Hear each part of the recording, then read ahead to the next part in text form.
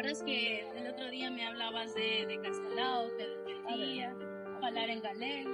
Entón, agora vimos falar un señor Castelao quería matizalo gallego, pero os outros non querían, trataban de matalo, dalo de diante.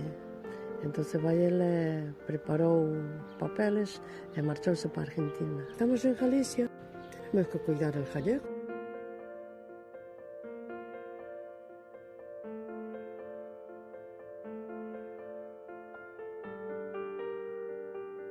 En aquela época non había calzado, pero había que comer. Entonces iban a collerlle o peixiño aos mariñeiros e cargaban a cesta á cabeza e iban descalzos polos pueblos, polas aldeas, a vender o peixiño, descalzas, mal vestidas e mal comidas, porque 60 anos atrás non había cousas para comer, non había cousas, non había nada.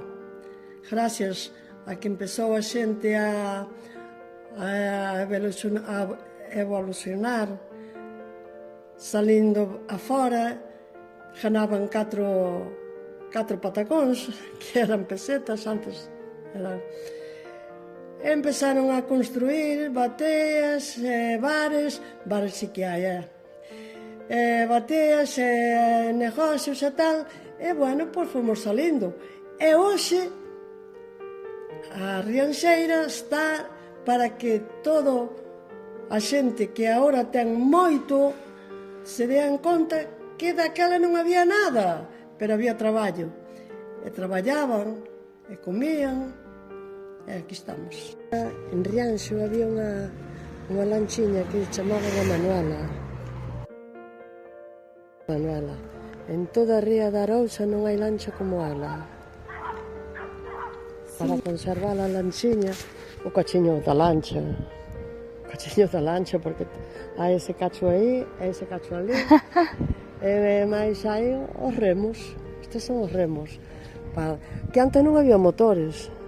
Era todo con remo. Todo a remo, a peito, a carolo. Las olas vienen y las olas van.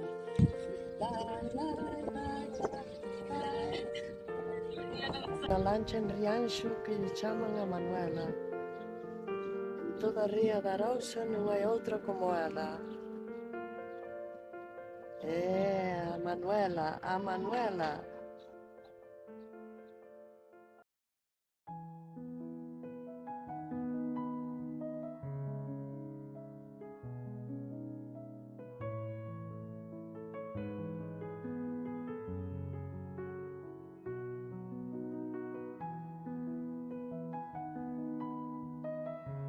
Santo Humberto Romeo, te puedes alabar.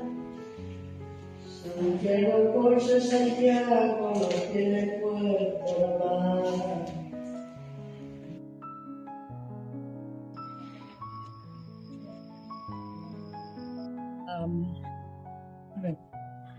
Antes había mucha creencia en esto de la iglesia, de todo eso.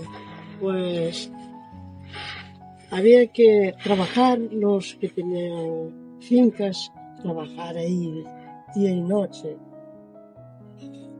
Trabajar para tener maíz, para hacer el pan.